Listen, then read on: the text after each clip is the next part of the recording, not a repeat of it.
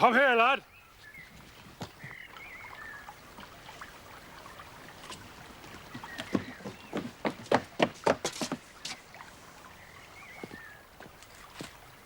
What are you doing on my property? Come to claim back what's rightfully mine, sir. That thieving young rascal made off with some horseshoes and a bag of nails from my smithy.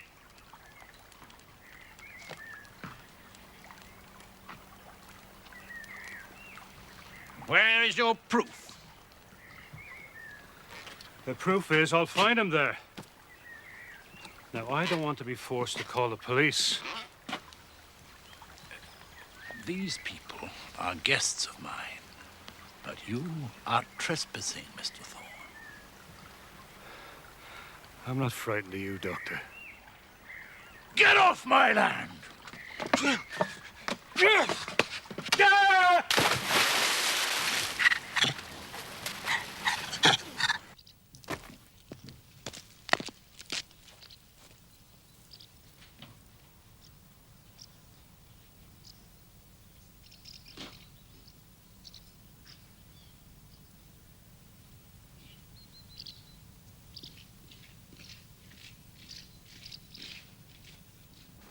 Please come back soon. My dear, there is nothing whatever to worry about. We shall be married in a few weeks. I'm just on my way back to London. Goodbye, sir. And thank you for a most pleasant weekend. I mean to improve my game of chess before my next visit. Yes, I see. You weren't an unworthy opponent. Thank you, sir.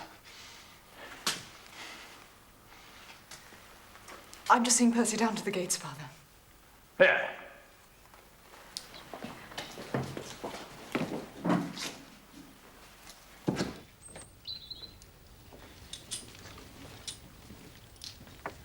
Drive on and wait for me by the gate, would you? Walk on.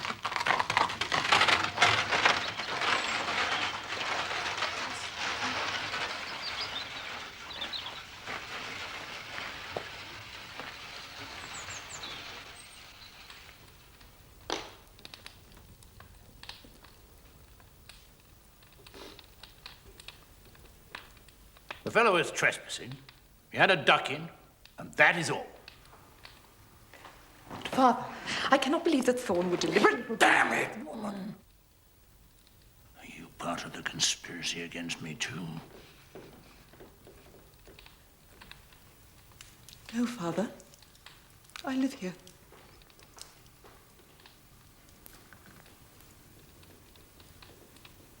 But not for much longer, eh? Once you marry that fellow Armitage.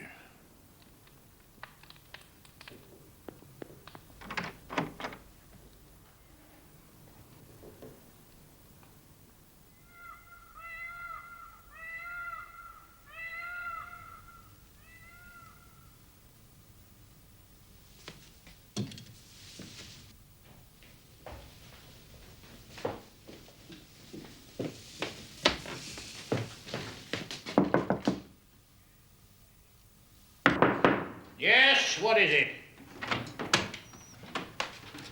Father, what has happened to my room?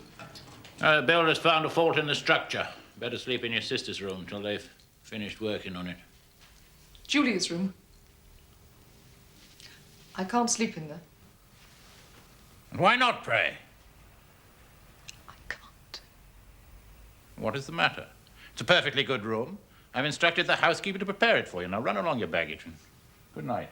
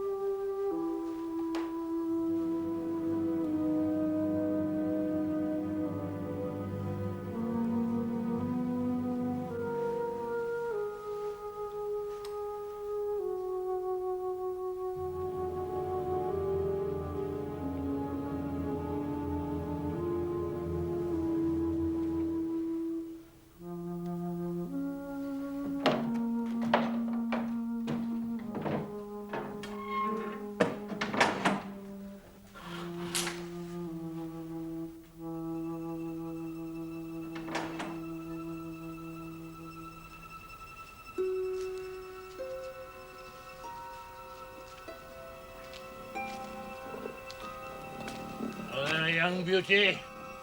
Good night. Good night, baby.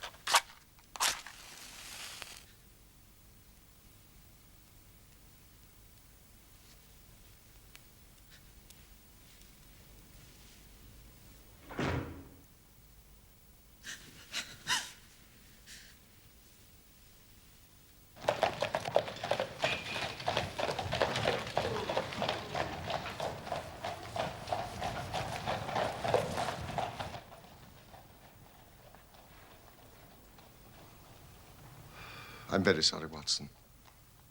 But it seems to be the common lot this morning. What? Mrs. Hudson has been roused. She retorted on me and I on you.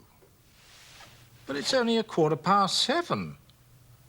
What is it, a fire? No. A client. This will take a moment to draw, sir. But only a moment. Mrs. Hudson is a mistress of the art of firelighting. This is my intimate friend and associate, Dr. Watson, before whom you may speak as freely as before myself. How do you do? Mrs. Hudson, do you think you could bring this young lady a hot cup of coffee? For I observe you are shivering. It is not cold which makes me shiver. What then? It is fear, Mr. Holmes. It is terror. No, you must not fear. We shall set matters right, have no doubt. You have come by train, I see, this morning. You know me, then? No, but I observe the second half of a return ticket in the palm of your left glove. You started early, but you had a drive in a dog cart along heavy roads before you reached the station. But there's no mystery, my dear lady. The left arm of your jacket is spattered with mud in no less than 7 places. The marks are fresh. There is no vehicle, save a dog cart, which throws up mud in that particular way. And then only when you sit on the left-hand side of the driver. You are perfectly correct. Sir, I can stand the strain no longer. I shall go mad if it continues. I have heard of you from Mrs. Farintosh, whom you helped in the hour of her sore need. Farintosh.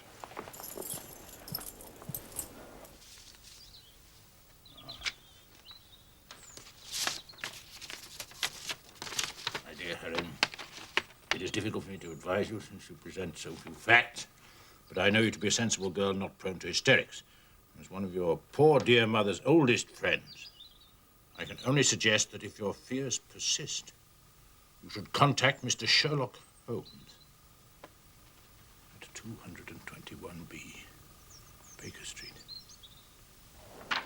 Farintosh, oh yes, I do remember the case. It concerned an opal tiara. I think it was before your time, Watson.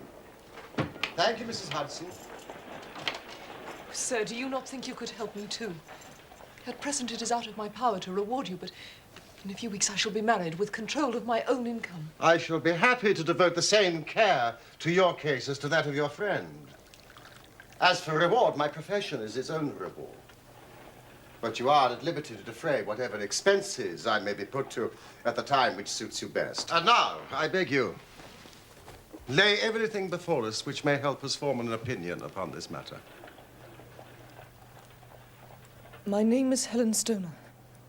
I live with my stepfather, Dr. Grimesby Roylott, who is the last survivor of one of the oldest Saxon families in England. The Roylotts of Stoke Moran, the name is familiar to me. He is a doctor by profession, a skilled one. For some years he had a large and flourishing practice in India, in Calcutta.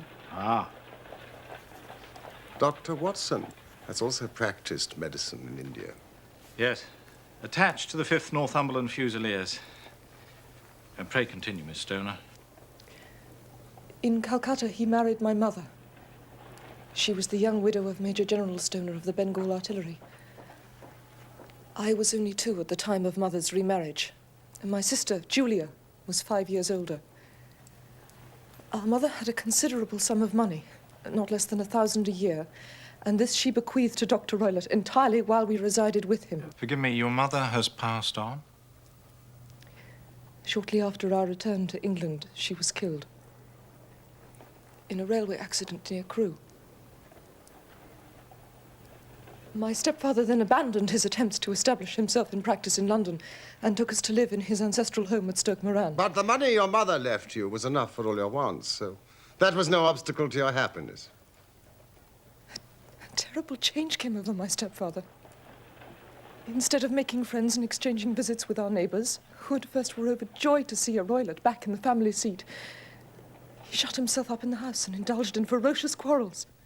At times it was, and still is, hard to keep him out of the police courts. He's become the terror of the village. Does he permit any visitors?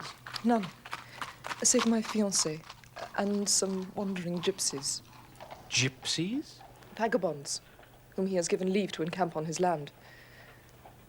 Sometimes he goes away with them for days at a time.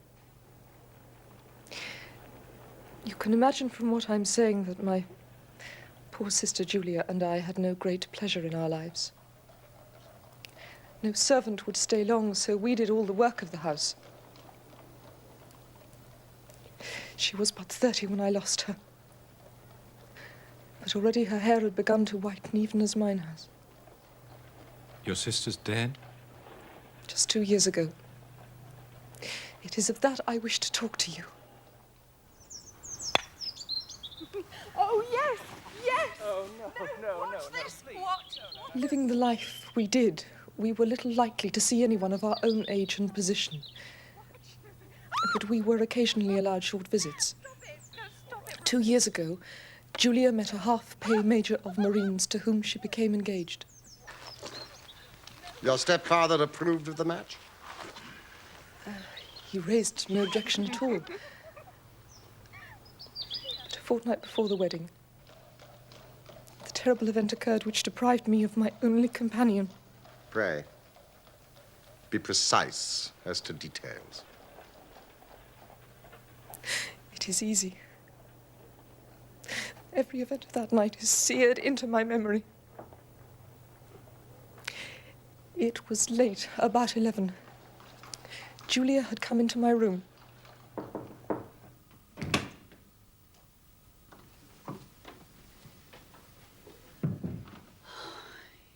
Smoking those awful cigars again. Perhaps you should have this room until the wedding.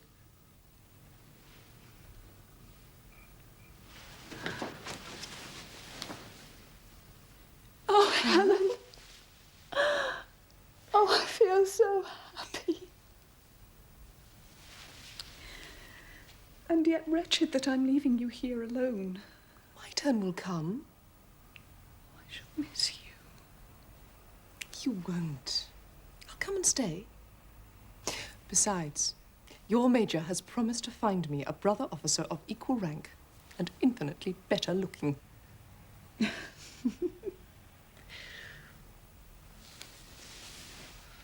Darling, what is the matter?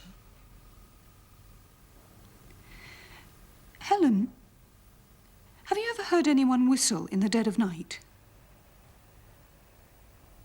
I suppose you couldn't possibly whistle yourself in your sleep. Certainly not. Why? The last few nights, always about 3 in the morning, I've been woken by a low, clear whistle. I can't tell where it's coming from. I thought you might have heard it. I sleep more heavily than you. It was probably those wretched gypsies. Well, never mind.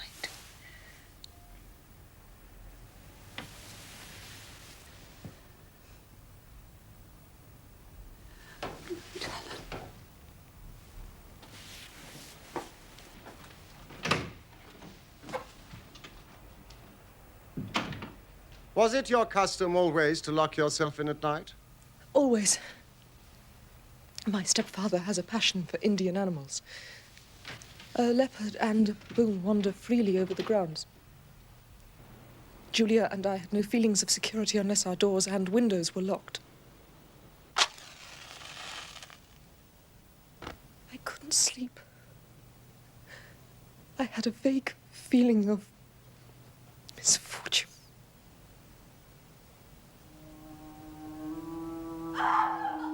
Julia!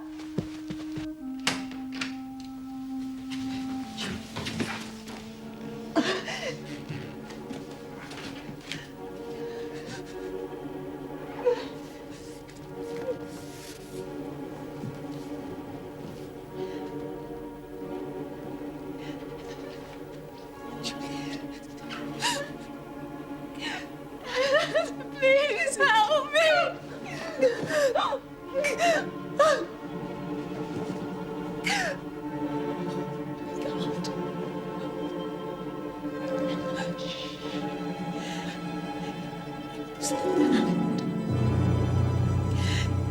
Speckled Band. Shh. Okay, Father. No, no, please, Julia. Please, Go into your room, child. I'll deal with this.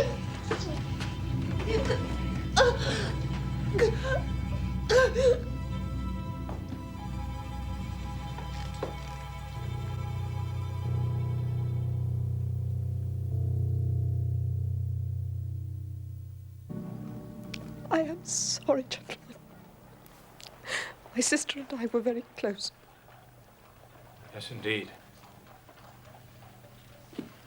What an awful experience.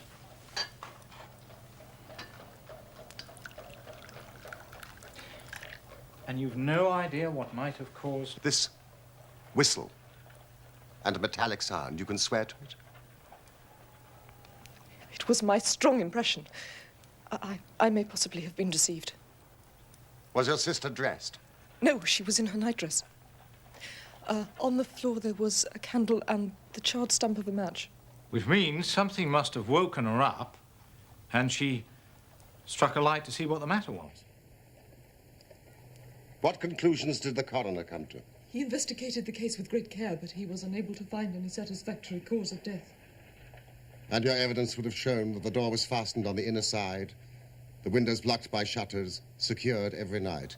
It is certain, therefore, that your sister was alone when she met her end. Yes. Besides, there were no marks of violence upon her. What about poison? The doctors examined her for it without success. What do you think this unfortunate lady died of, then?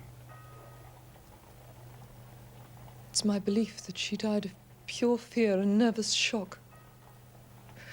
Though what it was which frightened her, I cannot imagine. What do you gather from the allusion to a band, a speckled band? Delirium.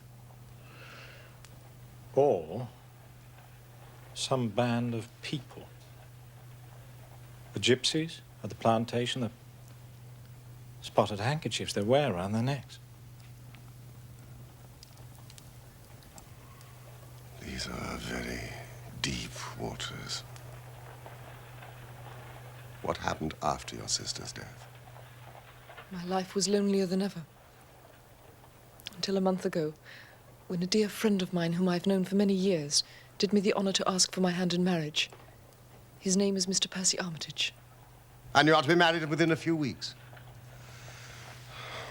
So what prompted you to come here when your life seemed set so fair? Yesterday, some repairs were started and my bedroom wall was pierced, so that last night I was forced to move into the chamber in which Julia died, to sleep in the very bed in which she slept.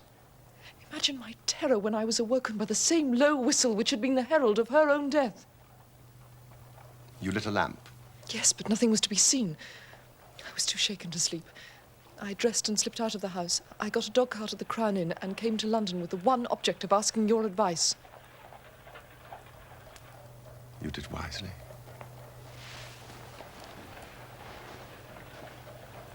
But have you told me all? Yes. You have not, Miss Stonor. You are shielding your stepfather. He is a hard man, but he's still the only father I have known. I'd say it was time for some breakfast. But there are 1,000 details I desire to know before I decide on a course of action. If we were to come to Stoke Moran today, could we see over these rooms without the knowledge of your stepfather?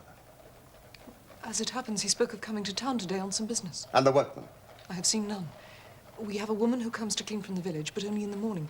There should be nothing to disturb you. Excellent, Watson. You're not averse to this trip. By no means.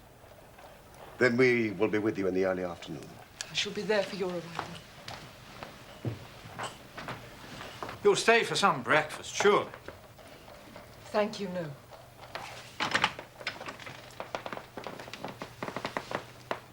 My heart is lightened already.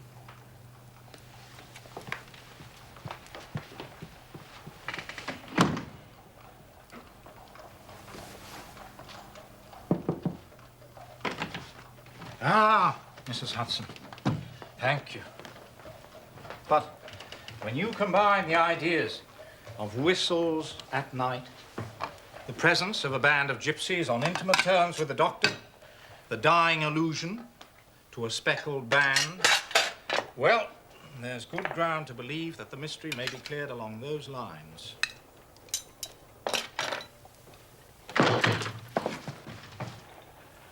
Which one of you is Holmes? My name, sir. But you have the advantage of me. I'm Dr. Grimesby Roylott of Stoke Moran.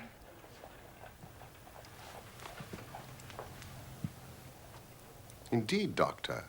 Please, take a seat. I shall do nothing of the kind. I know that my stepdaughter has been here this morning. What has she been saying to you?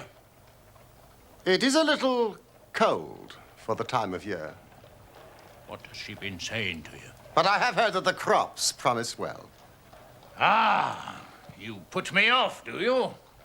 You scoundrel, sir. I've heard of you before. You're Holmes the meddler, Holmes the busybody, Holmes the Scotland Yard Jack in office. Your conversation really is most entertaining. If you would close the door on your way out, as there is a decided draft. I will go when I've had my say. And don't you dare to interfere in my affairs. I know that Miss Stonor has been here.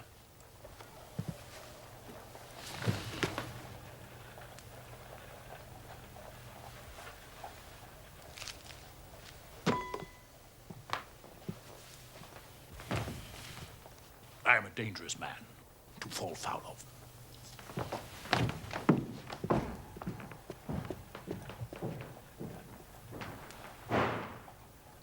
Thank you, Mrs. Hudson. Just another client.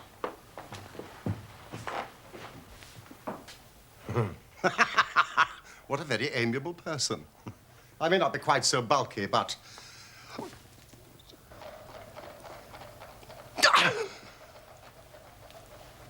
Fancy his having the insolence to confound me with the official detective force. This incident gives zest to our investigation. I only hope our friend won't suffer from her imprudence in allowing that brute to trace her here.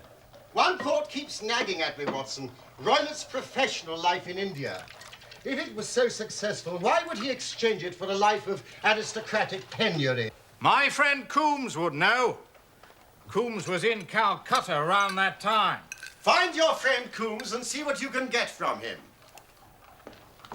I shall walk down to Doctors' Commons, where I hope to get some data which may help us in this matter. Let us meet again at 1, under the clock at Waterloo Station. That is, if you've finished your breakfast by then. Oh, and your revolver. I would be obliged if you would slip it into your pocket. Neely number 2 is an excellent argument against gentlemen who can twist steel pokers into knots. That and your toothbrush are, I think, all we need. I've seen the will of the deceased wife. Her annual income at the time of her death was a little short of £1,100. But due to the fall in agricultural prices, is now no more than £750. Each girl, in case of marriage, could claim £250. So if both girls had married, our beauty, Grimesby Roylott, would have had a mere pittance. And even one marriage would ruin him. He had the strongest possible motive. Oh, did you manage to find Coombs? Yes, I did. He proved rather hard to locate, but I finally managed to get him through Swanson at Barnes. He did know Roylott in Calcutta, confirmed what the girl had said, and added one intriguing fact. Now, it seems that a series of robberies had been perpetrated in his house, and suspicion fell on his native butler. Roylott promptly seized the man and, in a fit of anger, beat the poor fella to death. Narrowly escaped a capital sentence, but suffered a long term of imprisonment and returned to this country a morose and disappointed man. Ah, Watson. It's a wicked world. And when a clever man turns his brain to crime, it's the worst of all.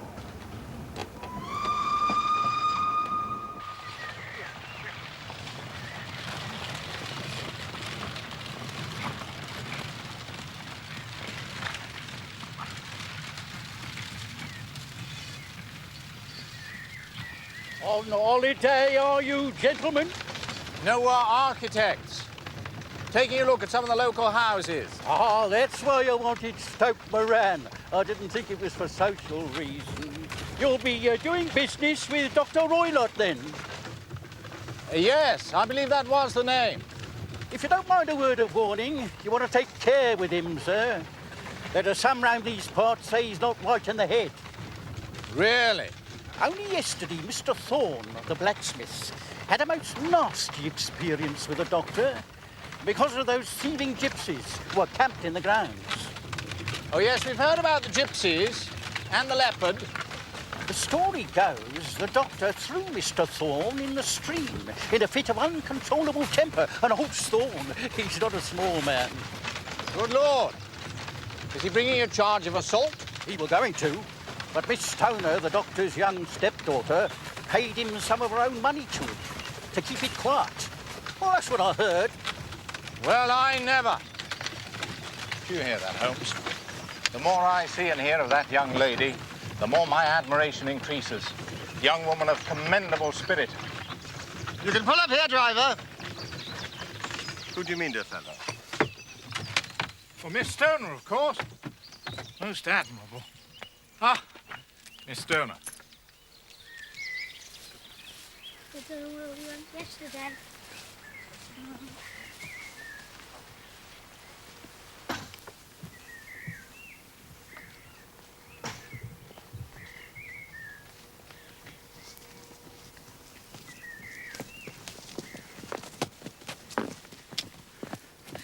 All has turned out splendidly. Dr. Roylott has gone to London and he won't be back before the evening. But we have already had the pleasure of Dr. Roylott's acquaintance. Good heavens, he followed me. Yes, he turned up just after you left, but Holmes sent him off with a flea in his ear. He's so cunning, I never know when I'm safe from him. Well, then he must guard himself. Or he may find someone more cunning than himself upon his track, shall we? Holmes, don't you think we ought to get Miss Stonor away from here tonight? What, an aroused suspicion? But if he's violent... We shall be here.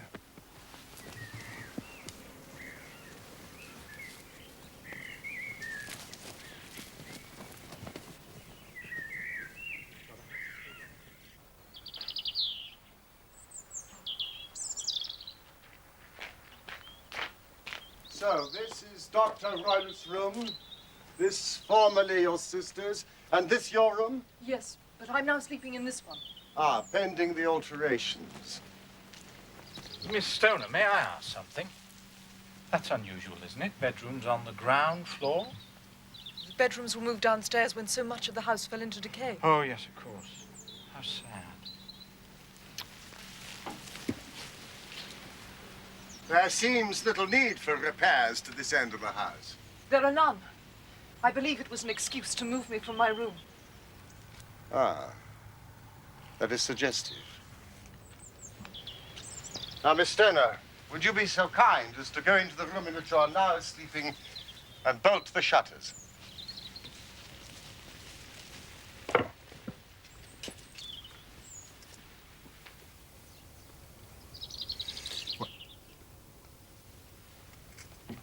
What are you doing, Watson? Well, I'm using your methods, Holmes, seeing whether the ground has been disturbed. And what have you come up with? Your footprints, I believe. And mine and Miss Stoner's. And this.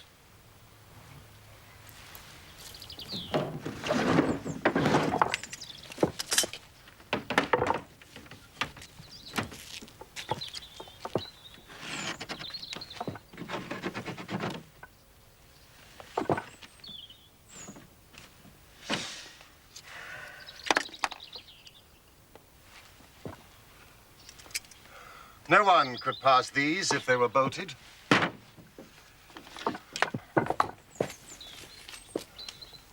Well, let's see if the inside throws any light on the matter. Ah.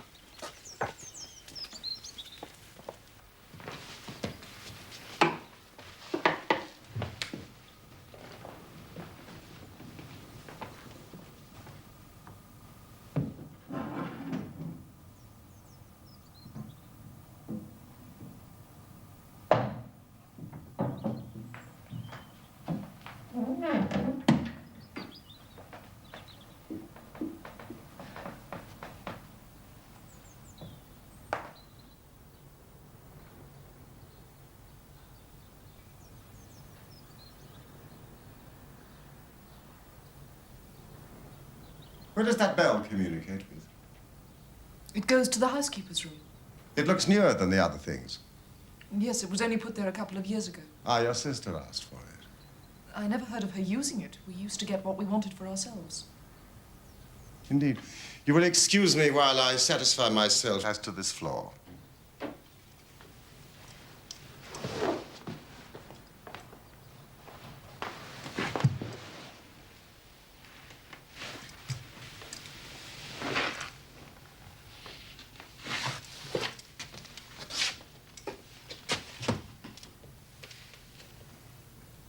It doesn't ring.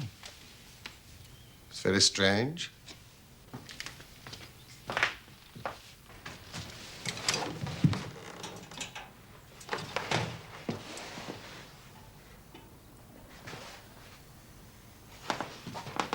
A ventilator into another room. You mean when it might have communicated with the outside air? That is also quite modern. Indeed. Miss Stoner, with your permission, we will now carry our research to Dr. Roylott's chamber.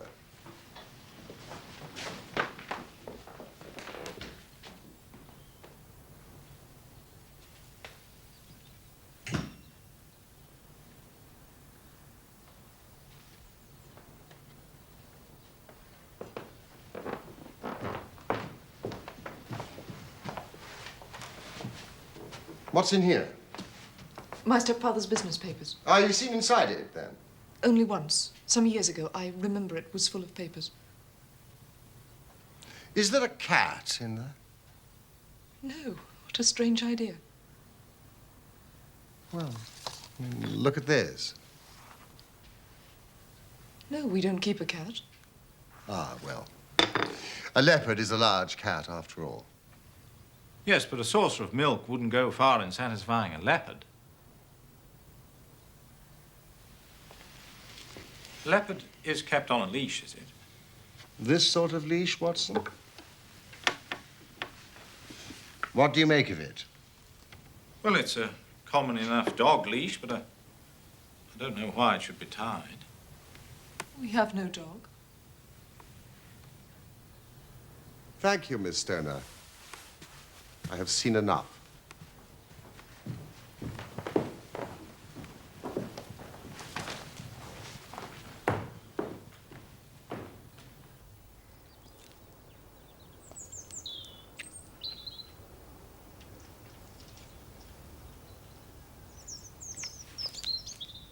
I was going to ask if you'd like some tea.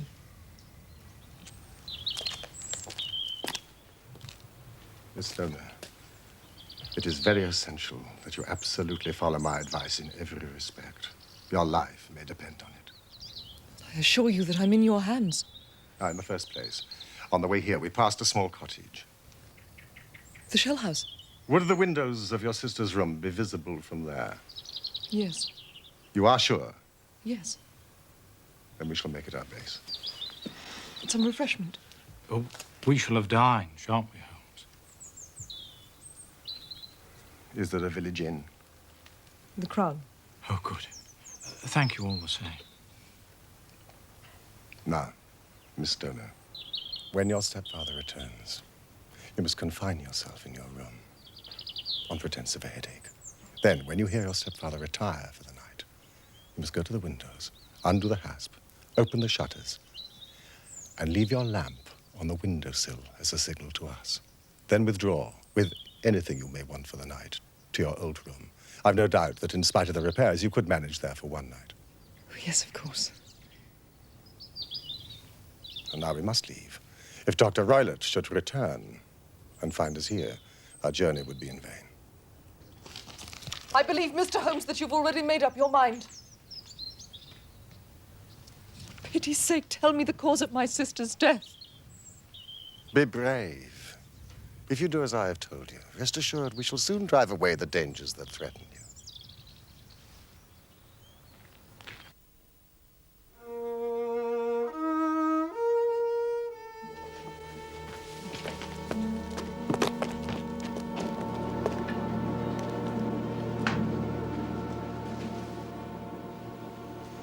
Yes, it is a clear view.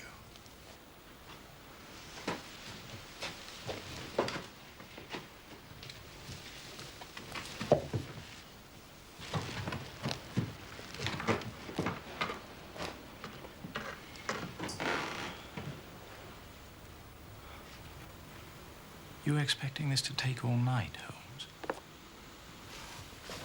It's possible. Anything's possible.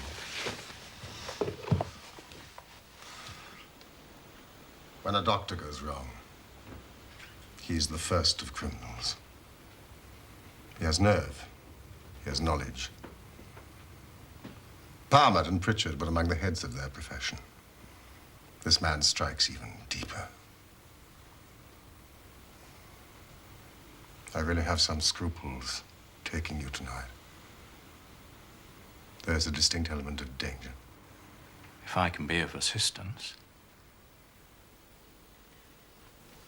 It's very kind of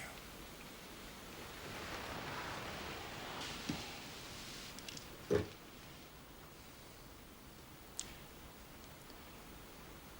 You evidently saw more in those rooms than was visible to me, Holmes. But I probably deduced a little more. Do you remember Miss Stonor said that her sister could smell Dr. Roylott's cigar? Well? The ventilator. A ventilator made, a cord hung, and a woman who lies in the bed dies.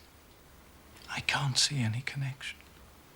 Did you notice anything peculiar about the bed? It was clamped to the floor. Could not be moved. Had to remain in the same relative position to the ventilator and the rope, for so we may call it, since it was clearly never made for a bell pull.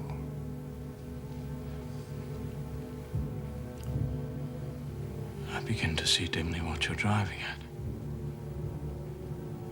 We're only just in time to prevent some subtle and horrible crime.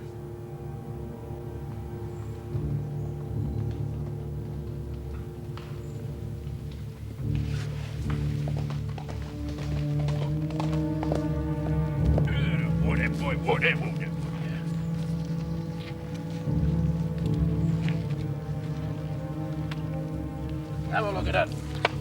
Yeah. Good night.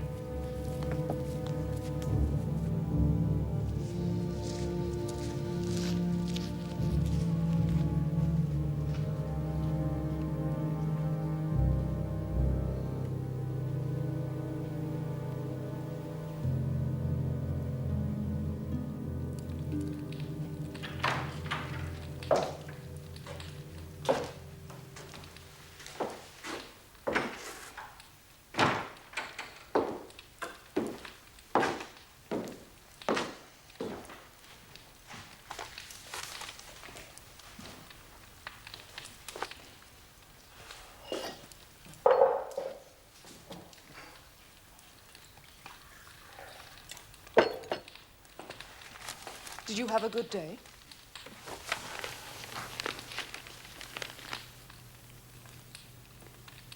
Not without interest. Where did you get to this morning? I decided to go to town too. I had some shopping to do for the wedding. You knew I was going up. We might have traveled together. I left early. Yes, I know you did. So that I should be back by lunchtime. I had some things to do here this afternoon. My trip was a whim.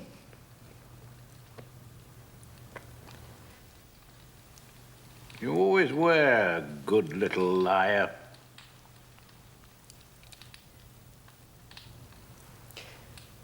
Will you excuse me? I have a terrible headache.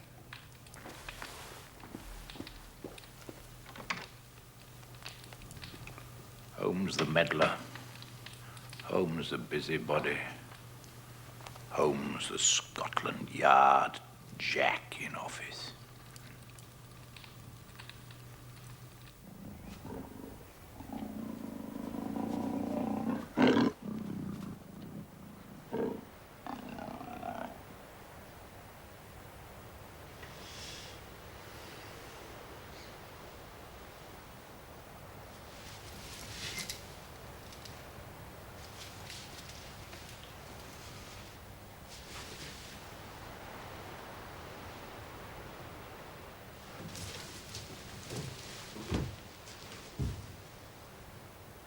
The signal.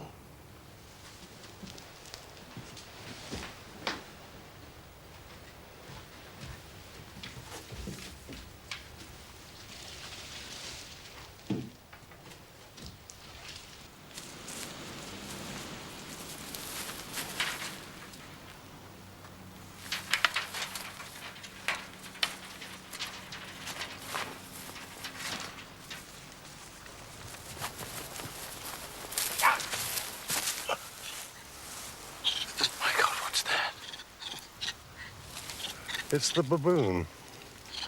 This is a nice household.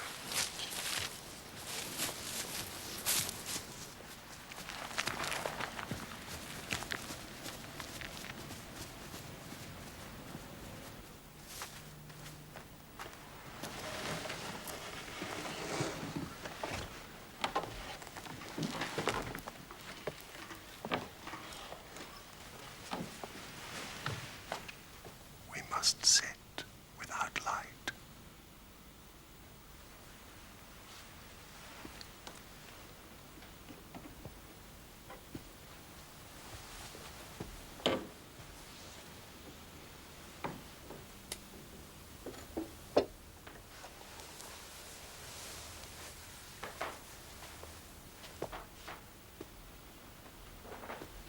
Do not fall asleep. Your very life may depend on it.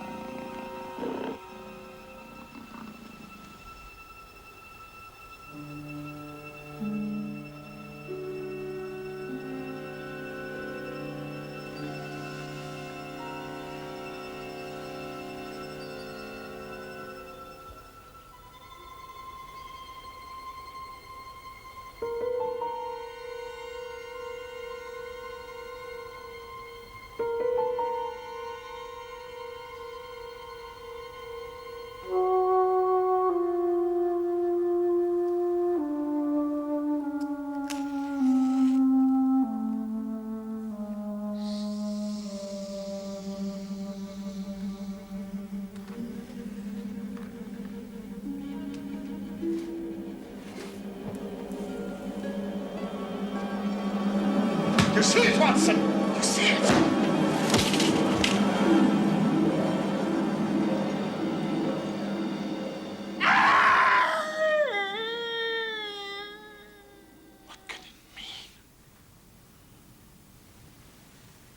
It means that it's over.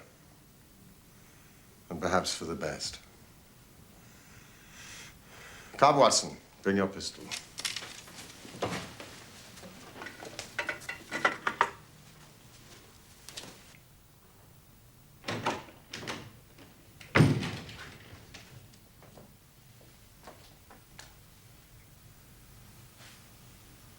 It's the band. The Speckled Band. It is a swamp adder, the deadliest snake in India. He has died within seconds of being bitten.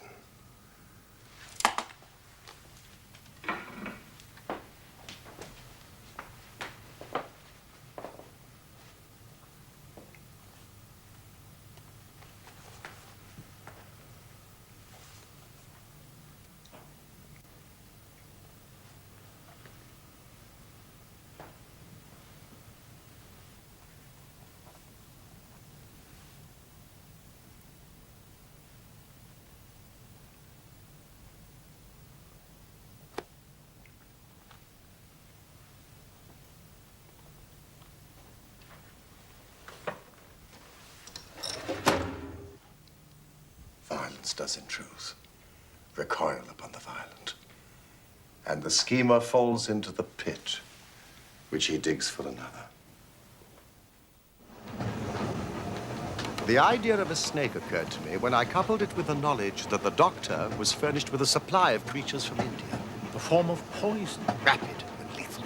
which couldn't possibly be discovered by any chemical test.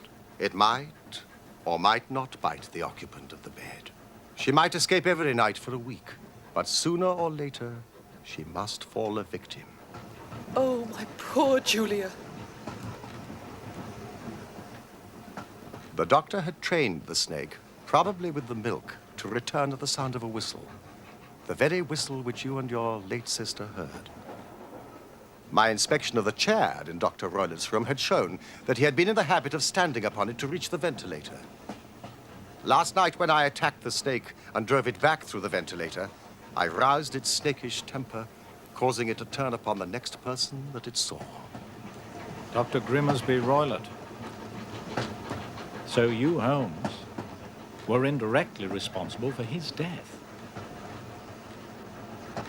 I cannot say that it is likely to weigh very heavily on my conscience.